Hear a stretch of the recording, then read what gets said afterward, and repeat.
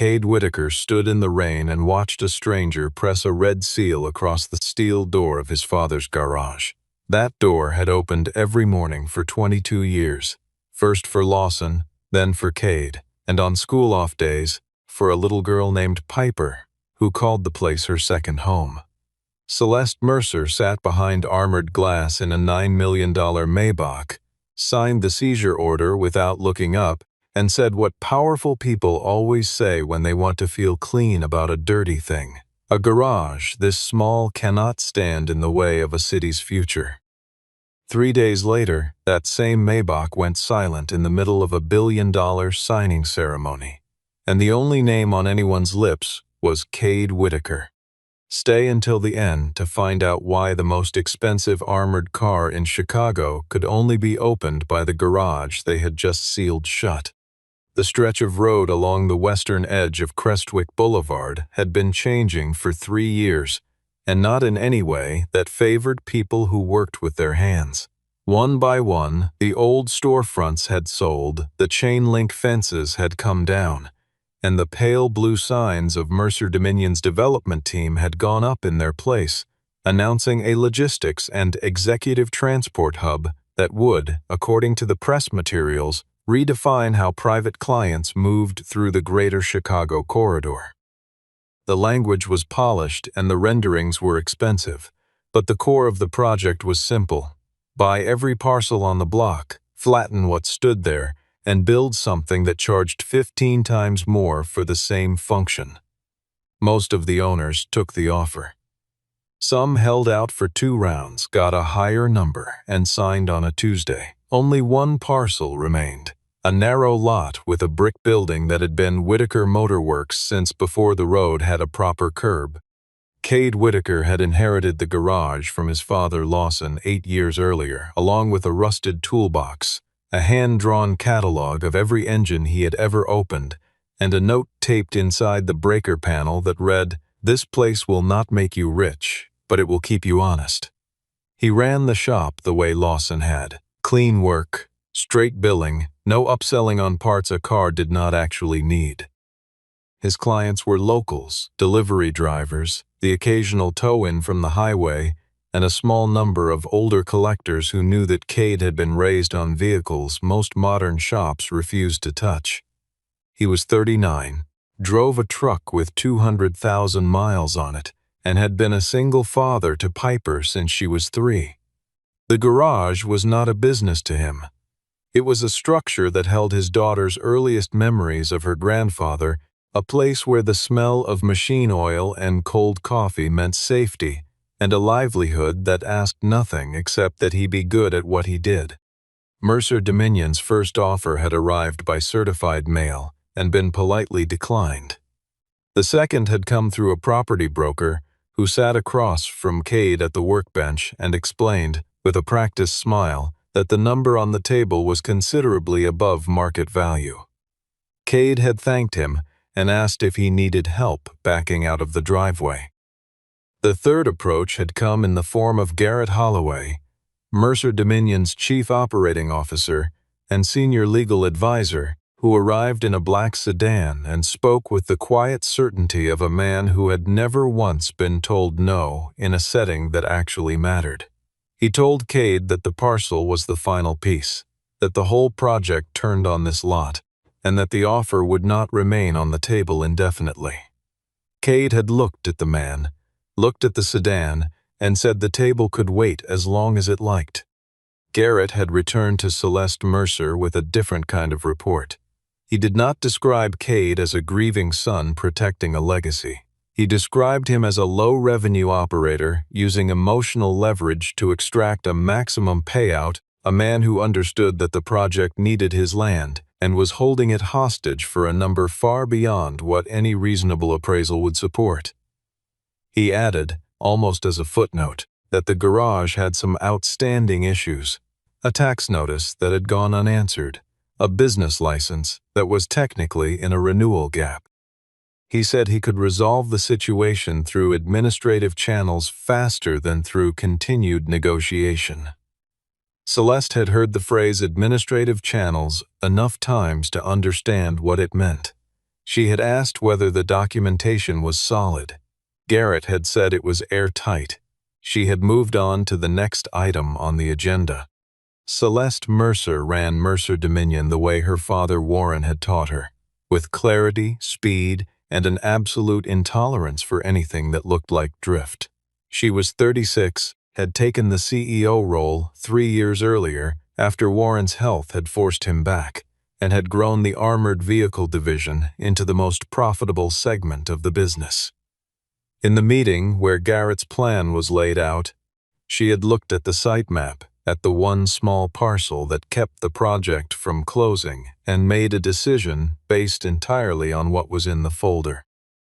She had not asked to speak with Cade, had not asked who he was beyond the property line, and had signed the paperwork because the paperwork said it was correct, and Celeste Mercer did not have time to read between lines that her own team had drawn. The crew arrived on a Wednesday morning, before the neighborhood had fully woken.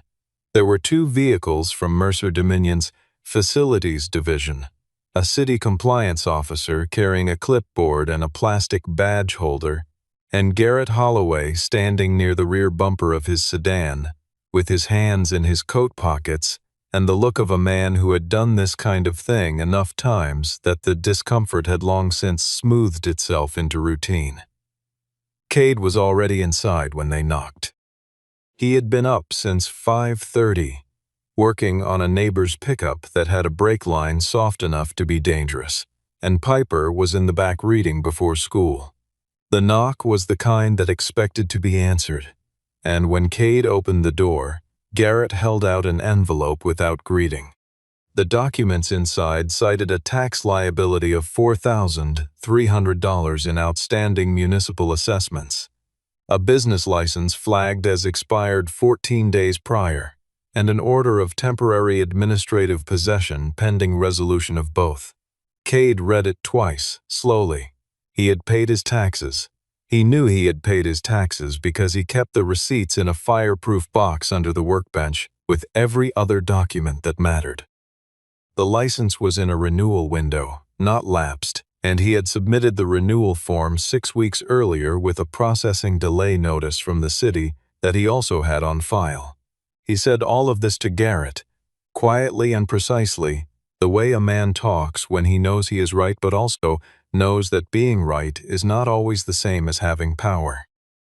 Garrett replied that these were matters for the administrative process to resolve, that the temporary possession order had been properly filed and properly executed, and that if Cade had documentation to support his position, he was welcome to present it during the adjudication period. Piper appeared in the door to the back room, backpack already on, lunchbox in hand, ready for a morning that was about to become something she would remember for a long time. She looked at the strangers, at the papers in her father's hand, and then at the door of the garage where one of the facilities men was already applying the orange seizure notice with a practiced peel and press motion. She asked, in the way that 8-year-olds ask things, directly and without the buffer adults build around hard questions, "Why are they putting stickers on our door?" Cade turned to her and said they were just doing some paperwork and that it would be sorted out, and his voice held all the steadiness he had left. He walked her to the sidewalk, waited with her until the school bus rounded the corner, and stood there until it pulled away so that she would see him standing, not bent. Celeste Mercer had arrived during the final stage of the sealing process, not to observe but because Garrett had suggested her presence would discourage any physical resistance from the occupant.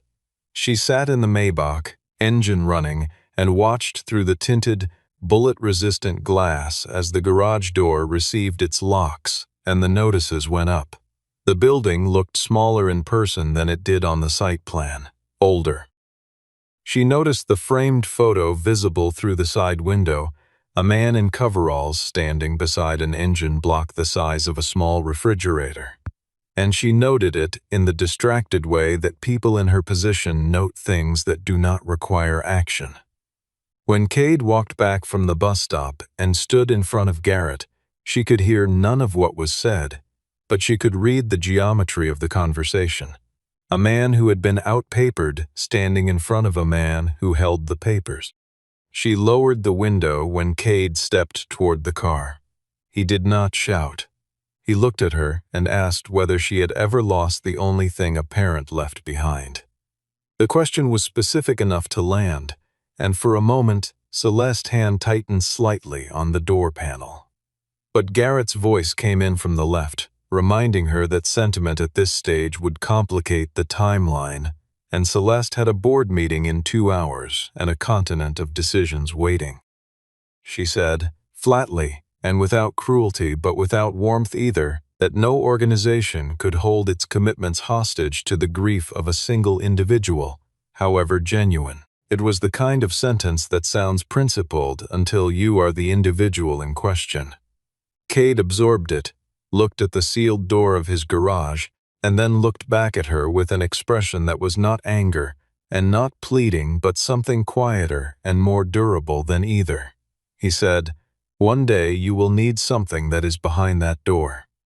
The window went up. The Maybach pulled out into the rain. The signing ceremony had been 3 years in the making. The contract Mercer Dominion was set to execute that Thursday afternoon was a partnership agreement with a consortium of international financial institutions needing armored transport, executive routing, and security vehicle maintenance across North American operations. A contract worth, across its full term, just under $900 million and positioned to make Celeste Mercer the unquestioned architect of the company's most important decade. The venue was the Hargrove Conference Center. 40 minutes before the scheduled signing, the delegate had arrived. The documents were in order, and Celeste's Maybach S680 Guard, a custom-configured armored sedan built to specification at a base cost of $9 million, was idling in the private entrance courtyard while Sterling Quinn waited for the signal to bring her inside. The Maybach S680 Guard was not a car that failed conventionally. Its engineering involved redundant systems at every level, dual batteries, isolated electronic modules, a multi-layer security architecture retrofitted with additional proprietary protocols when Celeste had taken the CEO role. The base car was already one of the most protected civilian vehicles on the market, but the Mercer version had been layered with a custom security framework, built years earlier by specialists who worked exclusively in the executive armored vehicle space, which made what happened next all the more disorienting for everyone present. Sterling reached for the door handle from the outside and found it unresponsive. He tried the key fob. Nothing. He moved to the secondary panel on the B-pillar, entered the override sequence. Nothing. The dashboard visible through the glass showed a screen that had turned a steady amber, displaying a line of text in a small, unhurried font. Legacy lock Protol. Active. The engine was still running. The climate system was still running. Celeste was inside, uninjured, unbothered by any physical threat, but completely and inexplicably unable to open any door, unlock any latch, or receive a valid override command from the outside.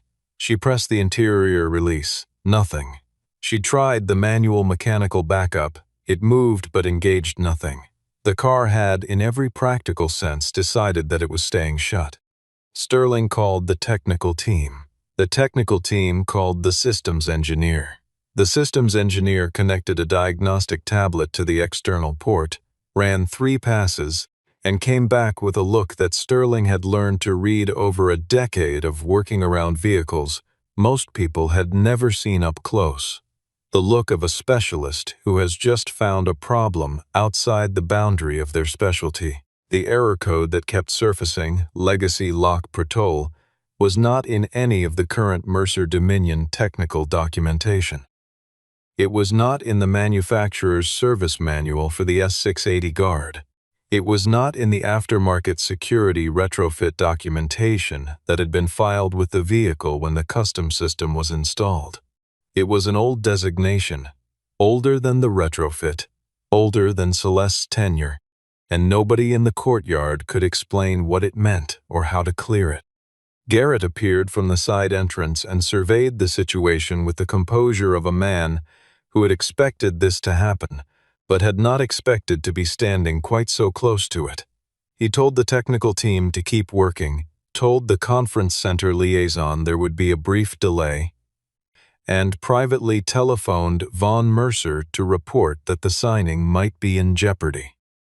Von's response was measured, as it always was, and it contained a suggestion that if Celeste could not manage to arrive at her own signing ceremony, the board would need to give serious consideration to whether the confidence placed in her leadership was still warranted. It was the kind of remark that sounds like concern and functions as a threat.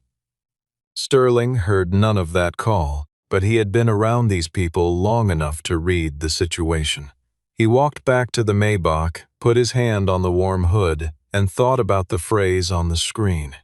Legacy lock. He had heard that term once before from a driver who had worked the early years of the armored division and had mentioned offhandedly a mechanic named Lawson who had designed some of the original security layers for the family fleet. Lawson had a son, the driver had said. Kid grew up in the shop, named Cade. Sterling walked back to the diagnostic screen, looked at the code one more time, and spoke quietly into the small radio clipped to his shoulder. He needed to reach Ms. Mercer through the intercom. He needed to tell her something she was not going to want to hear. Cade was at the kitchen table of a rented room 12 blocks from Whitaker Motor Works when the first call came through. He did not answer it because the number was Mercer Dominion's general office line, and he had nothing to say to that number. He was sorting through the tools he had brought out before the seizure, laying them on the table in the order he would need them if he ever got back inside, and Piper was at the counter, doing homework in the focused silence she had, when she was trying not to ask questions about what she had seen that morning. The second call came from a number he did not recognize. The third came from Sterling Quinn's personal cell, a number Cade had because Sterling had once brought a vintage town car to the shop under his own name, off the company books. Cade answered. Sterling's voice was professional and unhurried as he explained the situation. The Maybach was locked, active legacy lock. The code was showing on the dash, and nobody had any idea what it meant or how to clear it. The signing was in under 40 minutes, and the CEO of Mercer Dominion was sitting inside a car that believed its job was to not open. Then Sterling said what he had spent 3 minutes deciding how to say. The code is from your father's work. The framework, the only paper that explains how to get out of it, is in your shop. Cade did not say anything for a moment. He looked at the tools laid out in neat order. He said he knew exactly what Sterling was describing, and he also knew that the documentation was currently behind a sealed door that Celeste Mercer had signed the order to close. There was a pause, and then Celeste's voice came through. She had asked Sterling to hand the phone through the intercom to speaker relay so she could speak directly. Her voice had its usual structure, direct, controlled, no edges softened unnecessarily. But underneath it, running like a current through the floor, was something that had not been there in the rain outside the garage 3 days before. She said she needed him to come to the Hargrove Center. Cade said he would be glad to help, but that his equipment and documentation were sealed inside a property she had taken from him. The silence that followed was the kind that occurs when a person built for forward motion finds themselves behind something they cannot move around. Celeste did not pretend the pause meant nothing. She said, I am aware of the situation. What would it take? Cade said, give me back my garage. Not a negotiating position, not an ask, a statement. In the courtyard, Garrett Holloway argued against it with genuine urgency. He said bringing Cade inside was a security risk, that a man with an active grievance against the company should not be anywhere near the CEO's vehicle, that there was no way to verify his intentions. Sterling said the man's intentions were visible from the moment he had answered the phone. Cade had not said no, had not named a price, had not made demands. He had simply told the truth about what stood between the problem and its solution. Delaney Brooks had been standing nearby and had used the delay to pull the seizure order on her phone and read through it with new attention. 3 things bothered her. The tax notice had been sent to the property's old mailing address rather than the registered address on file with the city. The license renewal carried a pending status code that should have prevented an expiration flag, and the confirmation stamp from the city compliance office bore a date that was a weekend. She flagged all 3 to Celeste through the intercom and said it was possible the documentation justifying the seizure had not been as solid as represented. Celeste told her to keep looking. Then she told Sterling to make the call. Cade arrived in his truck, still wearing the same work shirt he had put on that morning. He had brought nothing except a single spare key and the knowledge that had been sitting in him since Sterling said the words "legacy lock" on the phone. A Mercer Facilities vehicle met him at the perimeter with a temporary access order signed by Delaney and drove him to the garage before bringing him to the conference center.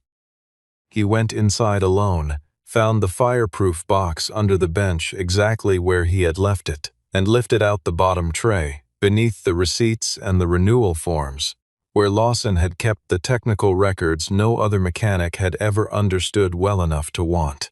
He took the folder, locked up behind himself, and said nothing to the facilities man waiting outside.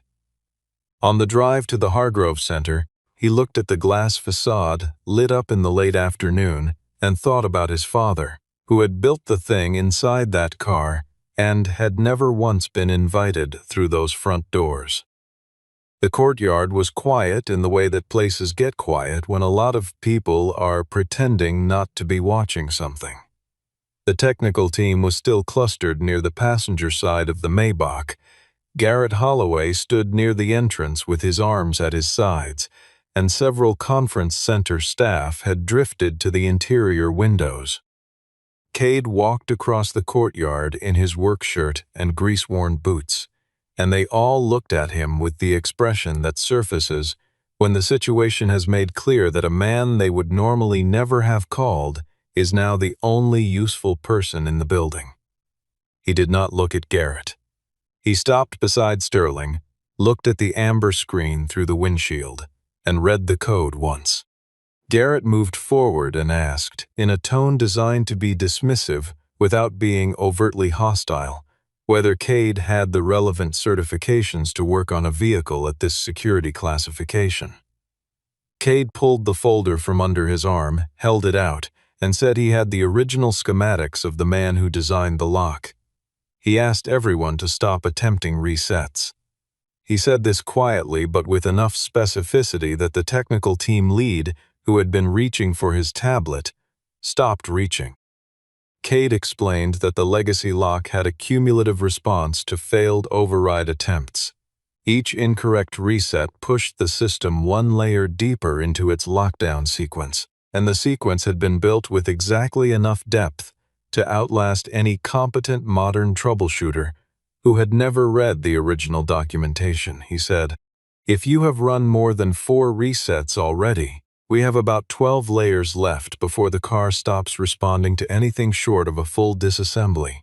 The technical lead said quietly that they had run 6. Cade nodded and said, "Then let us not run a 7th. Celeste heard all of this through the car's interior microphone system, which Sterling had left active. She had been inside for 41 minutes, uninjured, temperature regulated, phone working. But there was something in the specificity of what Cade was describing. The layers, the documentation, the knowledge sitting in a fireproof box under a bench in a garage she had ordered sealed. That was beginning to settle into her understanding like a weight that had not been there before. She had seen the folder he was carrying.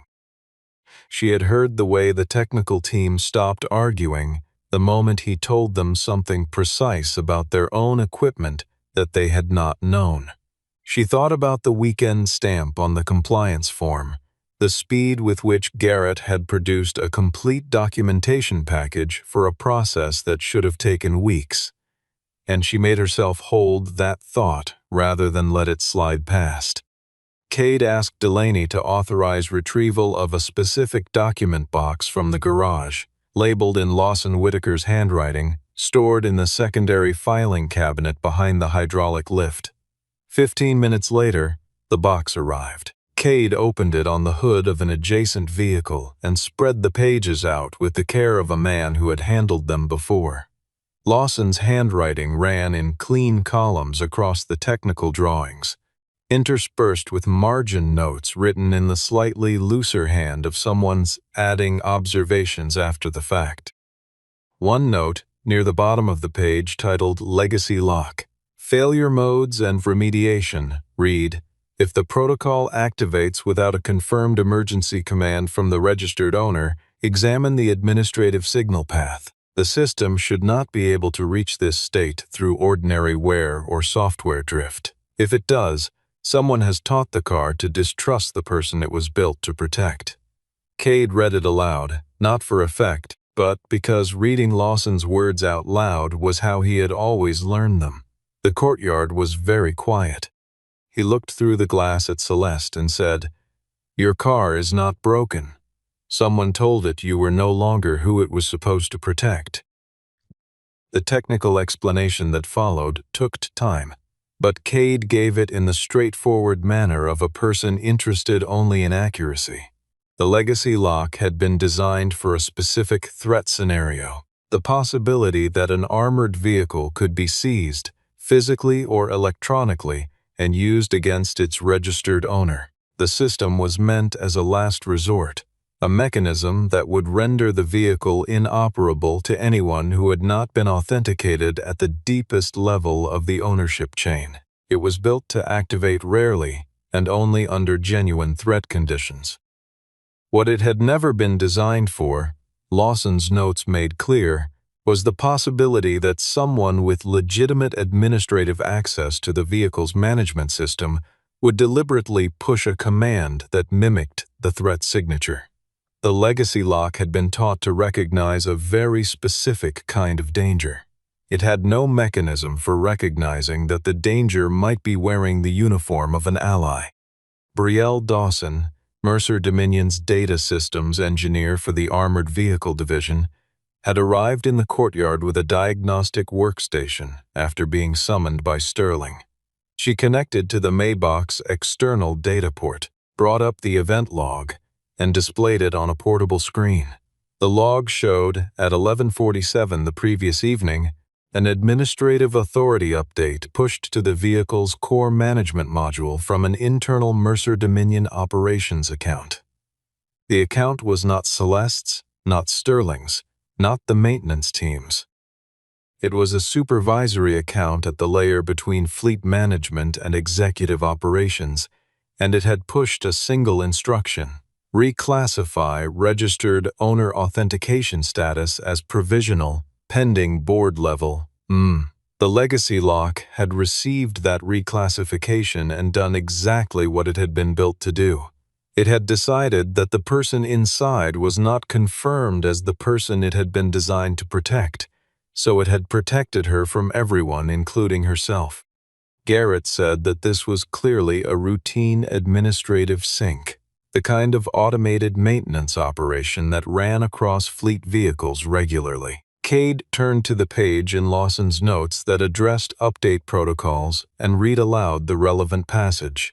The legacy lock was incompatible with any automated administrative updates run within 12 hours of a scheduled high-profile event. The system's designers had built in that restriction specifically because the authentication delay window created by any ownership reclassification would fall over the event period.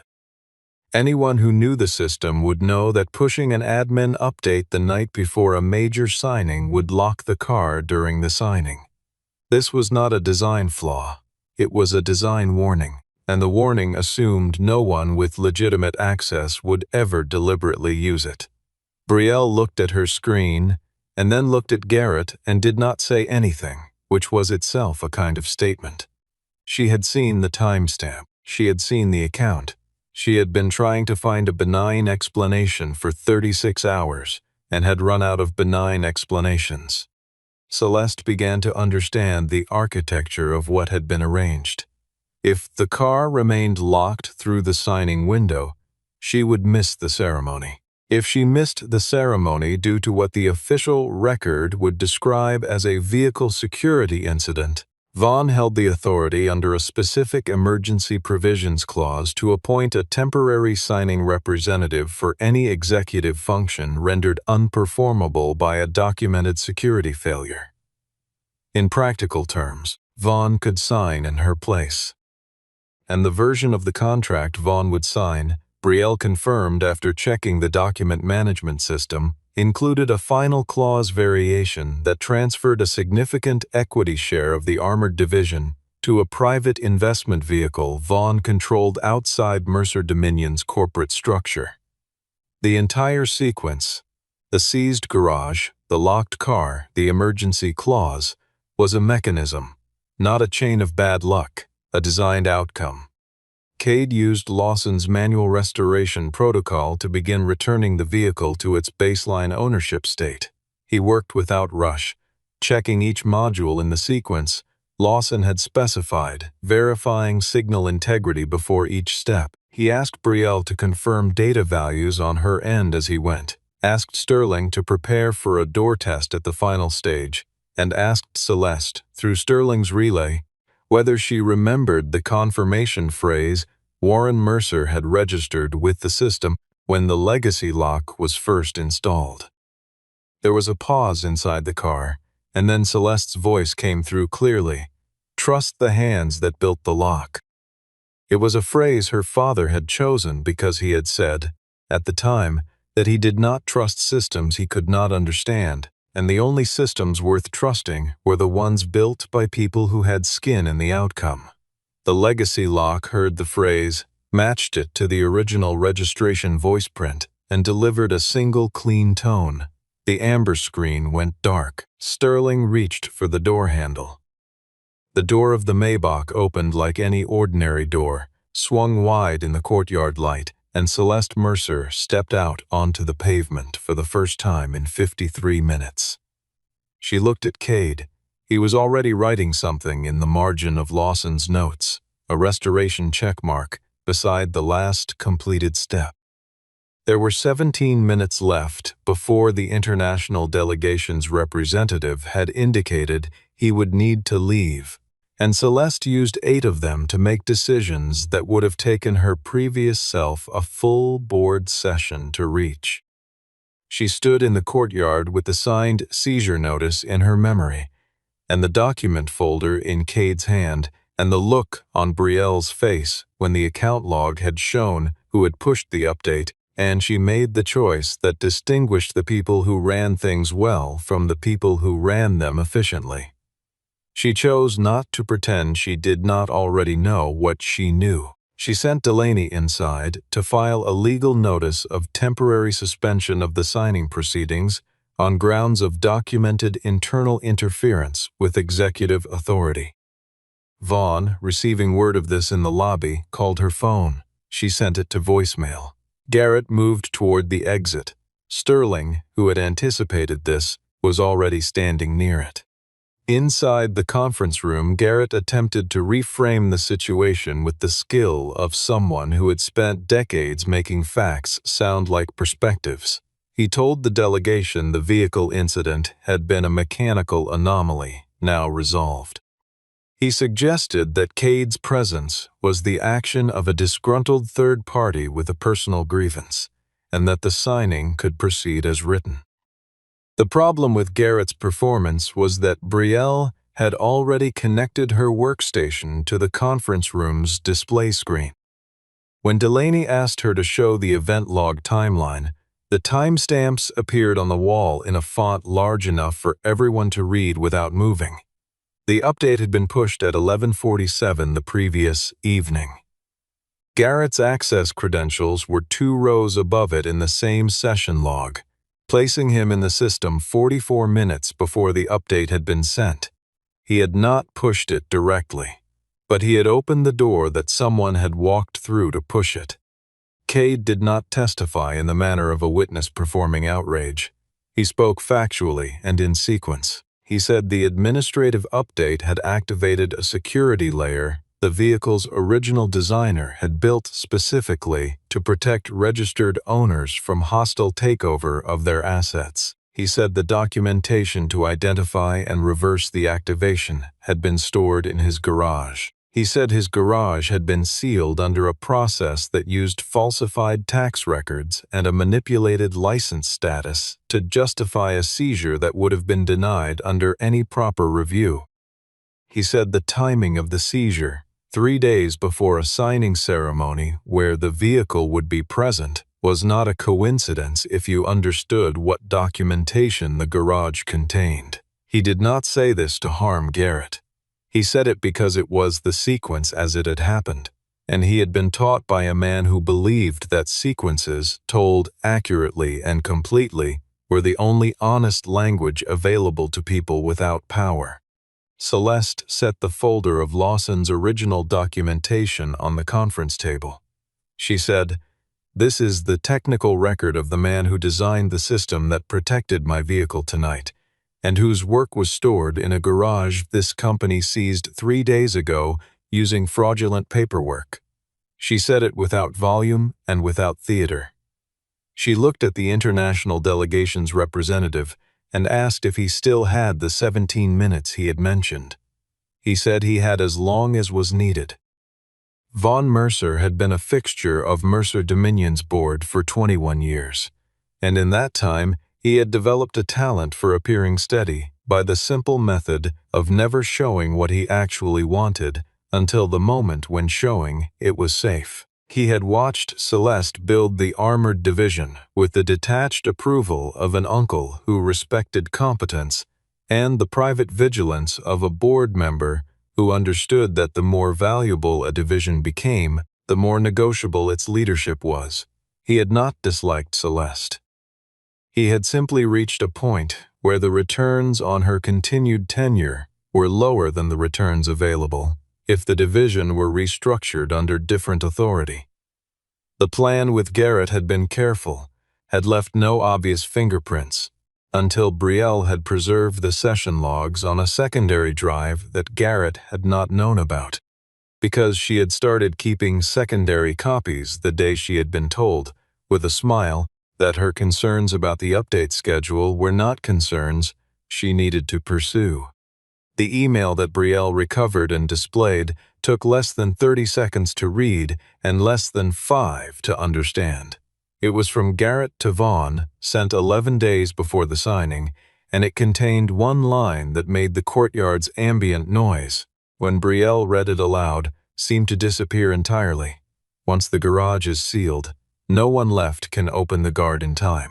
The room held that sentence for a moment, the way rooms hold things that cannot be unsaid. Vaughn looked at the screen. He did not look at Celeste. He did not look at Garrett.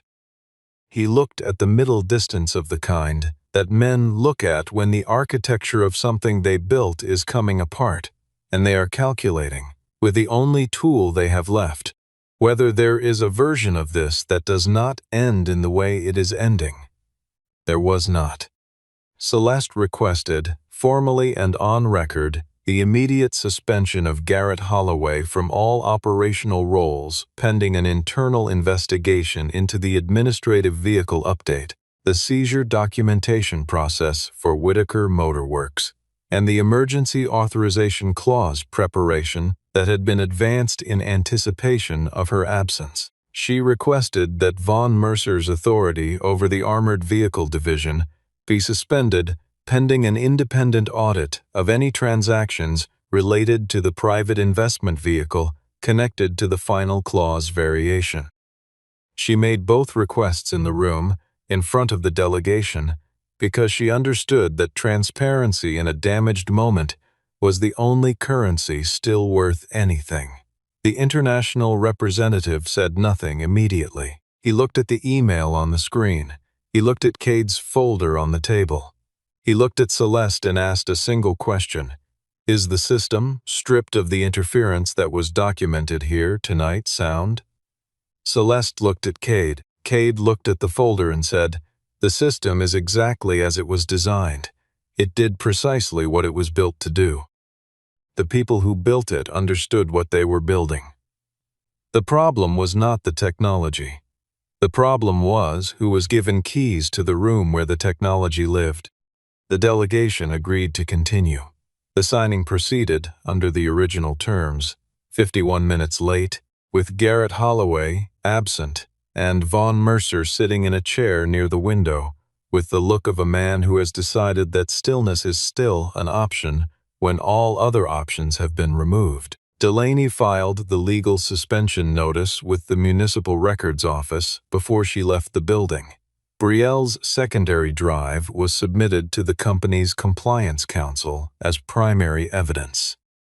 Sterling drove the Maybach out of the courtyard at 10 minutes past 9 in the evening, and as it passed the gate, the legacy lock indicator on the dash showed a single green light.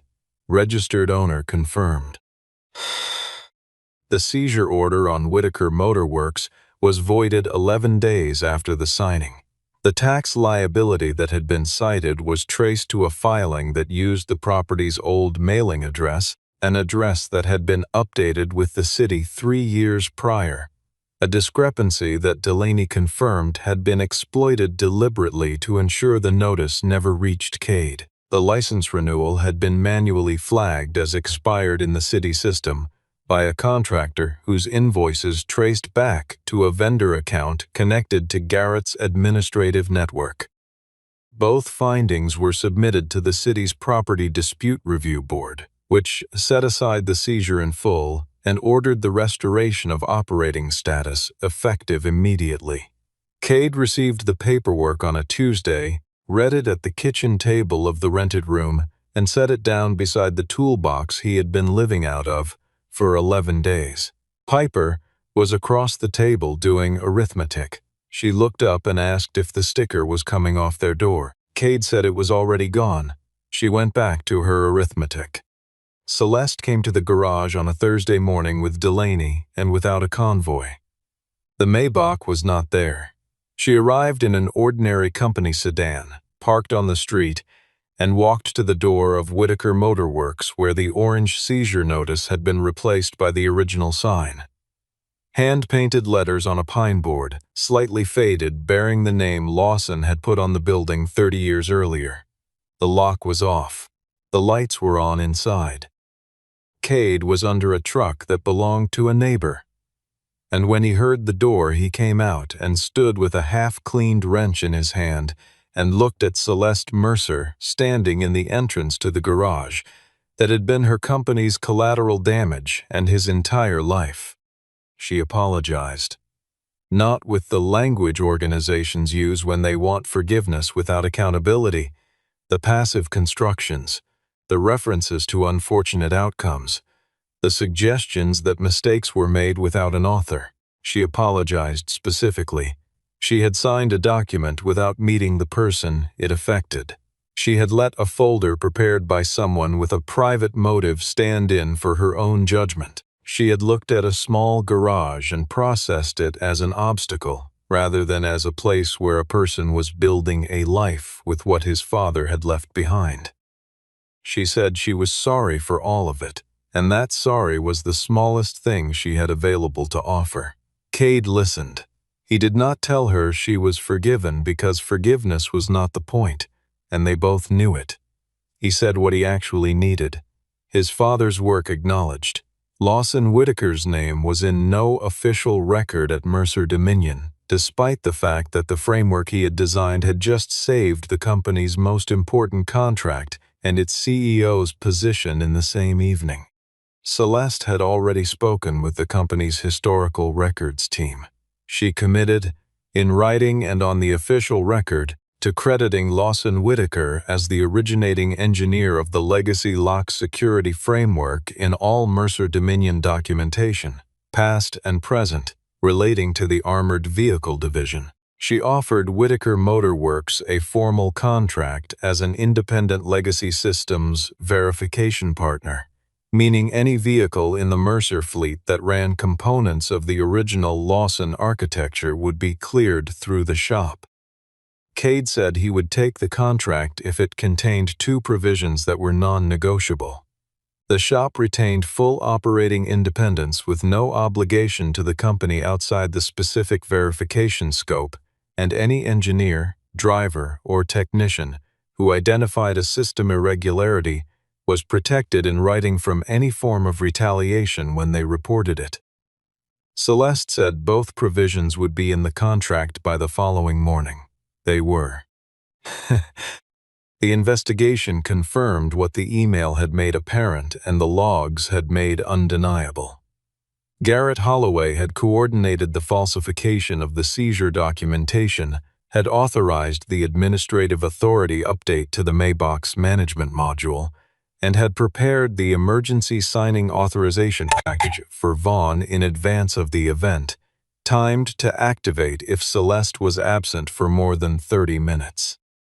He resigned before the formal dismissal proceedings concluded and faced civil litigation from both Mercer Dominion and from Cade on the property seizure, which Delaney litigated with the focus of a lawyer who had spent 11 days feeling personally responsible for a document she had processed without reading carefully enough. Vaughn retained his board seat because his direct authorization was difficult to prove beyond the email, which he characterized as a hypothetical planning exercise, but he lost all authority over the armored division and was required to dissolve the private investment vehicle that had been the ultimate destination of the equity stake. The independent auditors who reviewed his transactions over the previous 18 months found 3 additional instances of similar structuring and referred their findings to the relevant regulatory bodies.